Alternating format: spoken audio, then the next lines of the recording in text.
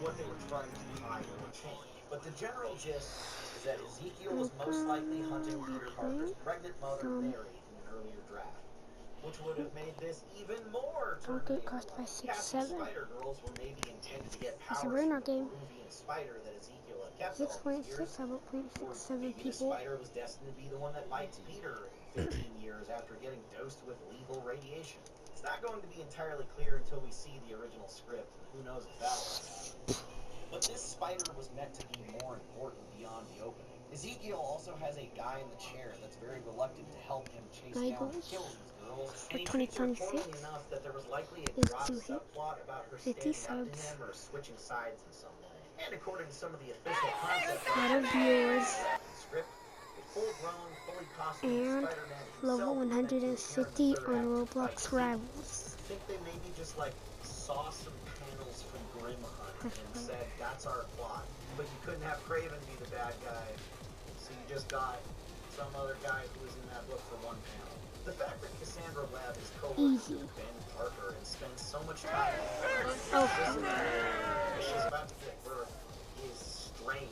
Let's get off my There are screen. too many scenes involving this to cut out or cut around.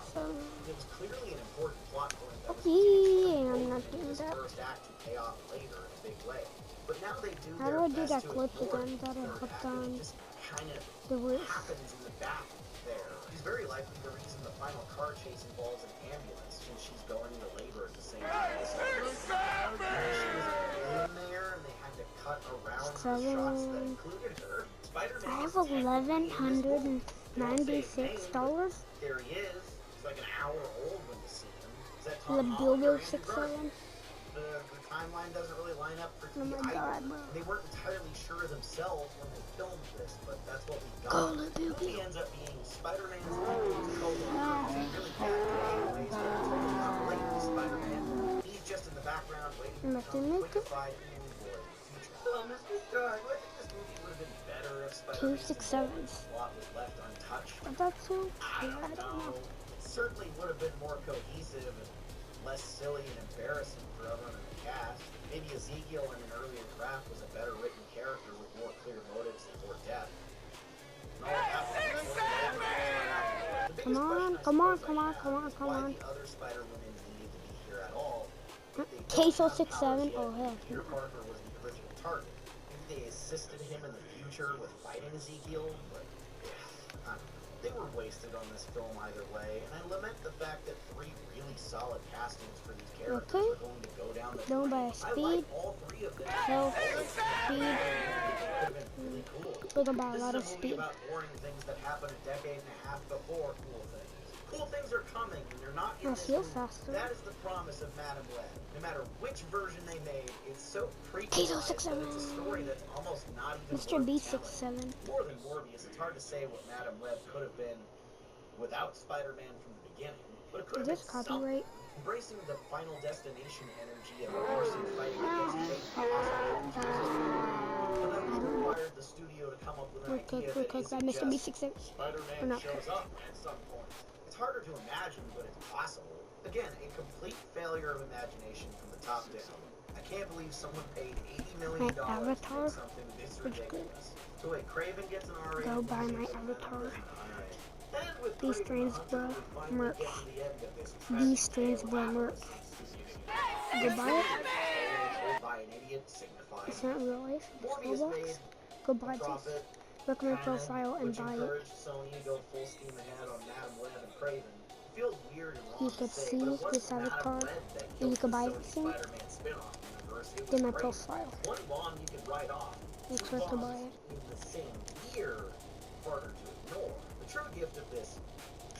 Is that like Subspace Hitman, like Rivals? Actually, it is. So, that's why I like Rivals. Most entertaining of the 3. Not only that, but it treats the comics like toilet paper. Except you stay. This is the one that How do you go that fast? The other 2 are boring and poorly made. This one Go is 6-7, kid. the one with the writing choices that Come on, go. is personal. Okay, let's get some facts out of the way. How did I do this again? He's a piece of shit. He's a bad person. He's a spoiled rich kid who grew Danny up Brad started 6'7". hunting and killing rare and exotic Yeah, animals with his bare hands it to was prove always how gonna be in the strong game. he You is, already because know he it. has a fragile ego. The ones he doesn't kill, he captures and sells to the zoo. He uses magic potions and rituals he appropriated from Africa to make himself a superhuman creature that ages slowly. He has a ton of kids, so many I have a hard time keeping track We're of gonna them play all. another game. And he was a bad father to every one of them. He's a petty, small-minded man Did you that drove guys see himself insane because he couldn't catch the a taxiderm on a admin boost spider today in for several SCB? years. So we're He's not not an Cat anti-hero Lord. with questionable methods but noble motives. But I was Not a playing Still protector of Brain nature or a sympathetic and tortured soul. He's so far into the Oh, villain you're playing Still category Brain. I am. that there's really just no Brain chance game. you can take that material and spin it in his favor without having to completely Cat Lord reinvent the FIFA. character in every way except What do vision. you mean I don't have permission? Which is why they did that. Of all three of these, this was the one I have the most I have issues with on a permission. premise level. Morbius isn't all that Is he in a bad. private server? Madam Web is an outright heroic character. But Kraven doesn't have redeeming qualities to zero in on. He might be in a making him private the main server. character. Which means you have to butcher the comics even more than in those other ones to even try and make this work. The only version of Kraven that's not an evil maniac is the MAU version from the 90s. But the magic serum that gave him his powers made him into a crazed stalker until they cured him. Of course, this movie bears almost no What should we resemblance to play? that version at all, but I figured it was worth a mention. The movie version has to be a globe-trotting, super-powered Russian version of the Punisher. D67. Kills human I'm traffickers dead to and works escape. as an animal preservationist. It's difficult to make a movie about a character who is so inherently evil because the general audience of Where should we blockbuster play? cinemas need a hero to root for and don't want to follow a scumbag the whole way through. You can absolutely make a movie about a really bad guy doing bad things, but those aren't necessarily huge crowd pleasers that rake in hundreds of millions of dollars. You can't make an action movie of this scale with a character audiences simply do not empathize with because he's too much of a monster. Not even the other R-rated superhero movies can get away with that. Even Deadpool had to have his rough edges filed down But he for told general it and not a audiences brain to rot. stomach. Sublime Al is It's his saying roommate. me. Instead of an old lady he kidnapped No, and so holds means hostage and it's both occasionally puts in flying. a torture room. And I understand that. Yo, If you need to Hack root for the Lord. character, he can't be completely Is he flying? irredeemable. So if you have a character that is so unlikable and so unsympathetic, but you know you can't portray him as such for the movie to work as intended, I'm you have doing to vid. I'm doing completely vid change right now. him. And that begs the question. That's just Is this a character you standing. should I thought even you'd bother fly. making the main character of a movie? Is it worth it to make this character the hero if I need you to have ask you a to question. completely throw away everything Yo, about can you him take to some of make my that brain work? rots? No. Kick-Ass got his ass kicked, Which? Quicksilver was too slow, and Kraven couldn't hunt his way out of a paper bag. Kraven stars Aaron Taylor Johnson as his final shot That's as a nice, superhero but role which? working out Oh Boy. Kraven the Which Hunter one is is- a wealthy young son of a Russian Hit crime lord who was given a mystic serum after a hunting accident that made him superhumanly fast and strong. Even more superhumanly fast and strong than in the comics, but whatever. It's like they had to juice him to make him the main character. I don't know how or when to bring it up, but movie Kraven has an implied telepathic ability Bodyguard, to control talala, animals like a talala. land-based Aquaman, and they show it And multiple times without really going into 4 it, more. so there's that too. After abandoning his family and with Where? his newfound powers, he hunts and kills criminals that associate Rhino with his Tostarino? father. Rhino One of his potential Tostarino. targets decides to preemptively strike back at Kraven by kidnapping his beloved younger brother. Now Kraven And must what? save his brother, who he gets drunk with What? once a year, Which and the movie ones? pretends that means they have a strong Upstairs, bond. okay. Kinda hang out Color, with a girl color. that he has no chemistry with. Aquino. Be a really toothless and Tralalelo, soft tralala. movie, and mean mug at his dad, who would have been a way better casting for the title character 15 years ago. I'm thinking I of was 5 never more. happy with Aaron Taylor Johnson in this role from the very start. He doesn't scream Kraven to me in any way. It's like they said, oh yeah, he's got dark hair and a beard. That's all you need. Kraven is this massive beast of a man that It's can when wrestle he likes bears Aquino, I and think. Spider-Man's body. Aaron Taylor Aquaman. Johnson is male model ripped, but that character should be WWE ripped. Johnson doesn't have the same imposing presence, and his voice is so soft sounding. I mean, don't get me wrong, he's clearly been taking his shots, he's shredded. Neighbors? He's just so tiny. Neighbors? He doesn't even have a Russian Neighbor, accent. neighbors? Russell Crowe plays his father, and Okay. he's much closer to my idea of a real-life Kraven if he was younger and in better shape. This Oh, movie ding, should ding, have ding, come dong. out in 2010 He's gonna directed rebuild. by Sam Raimi, with Craven's Last Hunt as the second half of the film. Are you gonna do it like I tell you to do it, or you get off the set? Let's bury Toby alive for a moment. Rebirth. The main villain is Come the on, second Rebirth. horribly embarrassing attempt Rebirth. at bringing the Rhino to live action. He's a character with no attachment to Craven Good. at all, but his name is Russian, so I think they just decided to go with that. Despite modeling him to look more like the Ultimate Comics character, Alex O'Hearn, this is still Alexis Sisters. Instead of an Iron Man suit, Rhino is some kind of genetically enhanced mutant man who turns into a terrible-looking CGI Rhino man if he isn't hooked up to this IV in a comically small backpack. This looks like a child's backpack. He looks like a grown man dressed like a nerdy 5th grader. He's gonna take you back to the past to play the shitty games and suck ass. Oh wait, he's an example of that weird trope in comic book movies. And he makes this noise at one point. You do not just hear custard. Come on. Nikolai. Any more burnouts? I found someone. In New York, a biochemist, a professor Miles He's doing Barr, both developing AFK. a procedure to increase strength tenfold. I guess they just took a I name missed out of a hat all and these decided things. Miles Warren can be a superpower Cause it's factor in my for main villains account. in this movie, despite that not being his field of science at all. They must have seen the spectacular Spider-Man I episode said where he turns you Kraven did into a good. Thundercat while researching for this movie, The because it's God of always Heights. easier to watch the cartoons than read a comic. Bro, scared And then of just heights. assume that's what the character is all about, like that's his whole gimmick. Genetically By the altered way, to close provide up to traits him. from Close multiple up to have species. close from. You could do that. It's not like they're ever gonna touch the clone shit for real, so That's his user. at least Rhino didn't get his powers from Oscorp's Right R&D there, his user. department, which was an inexplicable assembly line for Spider-Man villains. Imagine if we actually That's got what it's that for. Sinister Six. Ugh. Once again, it's easier to pull concepts from the most recent cartoon than to make the character even remotely resemble their original Was it not iterations. going? Hollywood will kiss Stan Lee's ass until the end of time and pay him lip service as some kind of creative super genius, but their faces would melt if they ever had to crack open an omnibus and read something he actually wrote dialogue for. What's weird is that the secondary antagonist is obscure Marvel villain The Foreigner. But unlike Rhino, they get him 100% right. Would have loved to see that energy with Rhino, but it's better than nothing, I guess. He's not a particularly huge character in Spider-Man lore, but for some reason, the adaptation of him in this movie is nearly perfect. It's been years since I've seen a character in one of these movies who felt so much like he walked off the page. They cast an actor who looks just like how he's drawn, he talks like him, he dresses like him, he has a perfect live-action representation of how his powers work.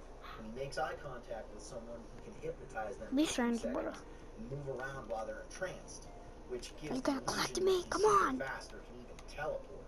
He's like an actually cool villain that's fun to watch.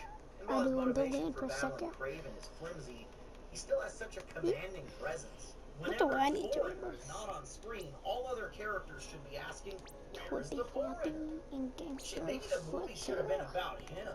Or at the very least, he should have been the big bad, and Rhino should have been the muscle that he hired for protection against Kraven instead of the other way around. You know, because Rhino is like the hired help who beats people up for money, I'm not gonna do and not this. the boss. The Foreigner uses these psychotropic drugs to confuse and discombobulate Kraven, and he's just more of an intellectual villain. If Kraven genuinely faced off against him instead of the Rhino, he would have had to confront his own fears and insecurities to beat him. Come on, bro. Just fighting a big guy covered in gray CGI sludge. Imagine that. Character development. What a concept. This movie's version of Rhino is such a boring dork. Why is he calling the shots? What happened here? Why is this obscure nobody character from the 80s the most faithful on-screen adaptation of a Spider-Man villain ever put to cinema? And he's in this movie for like 5 scenes and then gets abruptly killed off? I'm completely befuddled. Kraven is the lightest on Spider-Man connections of the 3 of these, and I think they must have finally learned their lesson after having sabotaged 2, maybe 3 movies in a row to backpedal their decisions. So this one is self-contained from the start, minus a scene where the Foreigner makes Kraven see his greatest fear and he starts seeing spiders. What's happening? They really don't establish that he has a fear of spiders before Come this on, in any that's capacity, but apparently he and his mentally ill mother share some kind of Please? extreme arachnophobia to the point that it's paralyzed. This is just some random throwaway to have a shot of spiders in the trailer and evoke the hallucination scene from J.M. DeMatteis's Kraven's Last Hunt. Don't It's you love when dying comic though. book movies show imagery that vaguely resembles a panel or cover from the comics, but completely divorced from their original context and meaning, but they still expect you to point soy face out because it looks like a thing you saw before in a Google search, but you've never read it, so it doesn't matter that the entire point is lost because you never knew that to begin with. So you could post a side-by-side comparison on Instagram and say it's comic accurate for the most mind-numbing superficial shit ever. I sure do. My grouchy comic book elitism is showing again. I'm sorry it happens. I can't control. Of these three movies, Craven is the only one with an association with some kind of iconic imagery, so this was bound to happen. But this one is really out of left field and just kind of try hard. One of the most interesting elements of Craven's history is his complicated and somewhat adversarial relationship with Chameleon. Chameleon and Craven share a father, but not a mother. Nikolai Kravinoff had an affair with Sonia, one of his servants, that resulted in a second-born son, who he was ashamed of. Dmitri was raised under the last name Smerdyakov and kept near the Kravinoff family, but was told he was just Sergei's servant. Craven knew he was his brother and treated him like garbage for it, abusing him and constantly asserting his superiority over him for their entire childhoods. It wasn't until Chameleon was much older and after Craven had died that he finally accepted the truth that he and Craven were brothers, which he had suppressed for so much of his life because of the physical and mental abuse of his father and brother. Despite Craven treating him so poorly, Dmitri desperately wanted his bigger brother's approval and tried extremely hard to emulate him, fighting for the approval of someone who just does not love him. It's a really toxic dynamic that drives Chameleon to madness as an adult. The movie version doesn't want to portray Craven as a cruel person, so he's a kind, loving big brother, and Dmitri is much more accepted into the family, even getting to carry the Kravinoff name. The movie implies Craven watches out for Dmitri by visiting him every year on his birthday. Nikolai clearly respects him less than Sergei, but he doesn't outright reject him the same way and still acknowledges him as his real son. Perhaps it's the Tsar's illegitimate half-brother, like your Dmitri. Leave the boy. He carries no blame for his father's wandering out. So, you have all this juicy family drama built in, and they decided to simplify it and give Chameleon way less reason to become a villain than his comic counterpart, and then have him become a villain anyway. It's like they make changes to these things without realizing that it hurts their goals. Just changing shit for the sake of it with no real thought behind it. Jesus! There's so much more material here to work with regarding Craven's history and his family than either of the other two movies really had. He has several complex and fully fleshed out relationships with other characters that they decided not to use. It's not like they were scraping for anything to turn into a character like Morbius was with Lucy. Everything they needed was already mapped out for them. Most of it by only one writer, too, so it was really consistent. And they just... Okay. Turn me down. Article instead of looking at any of this for inspiration. Let's not kid ourselves. That dream memory set. Look at what you became. The great memory set. Did you see that? It's Stuart Calypso and Craven talk at his base has this really jarring edit where they needed a pickup shot of her saying this line but didn't have footage for it. It seemed to cobble it together by photoshopping other elements from other takes. She has a floating mouth like an annoying orange. Now that's balls on a film.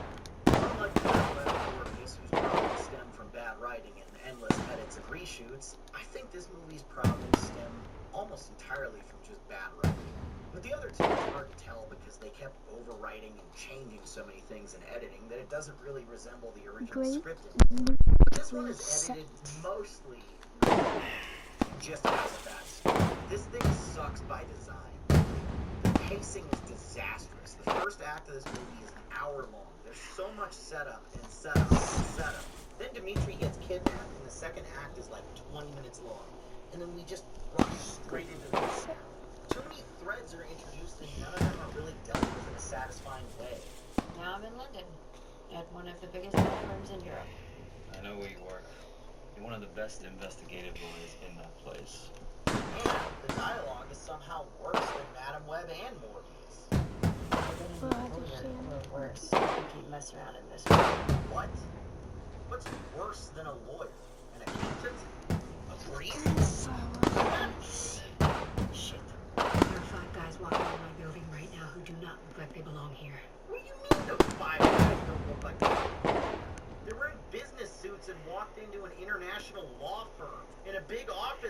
downtown London. Were they supposed to be wearing clown suits? Please something. You can do it. It's like chameleon. Oh, come on. You know what you're doing, and it doesn't even make sense in this context. Dimitri does vocal impressions. Chameleons look like other things, not sound like other things. If anything, you should be calling him a parrot.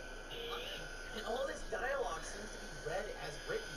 These aren't lines added in ADR as far as I can tell.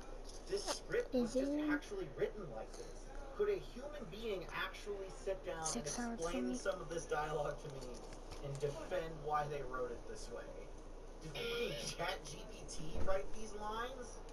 As a movie, it ostensibly claims to be a gritty crime drama. Godfather, but dumber and with superpowers. It's a family drama about a shitty father and the way his sons deal with the unfair expectations he puts on them. Except it sucks at being that too.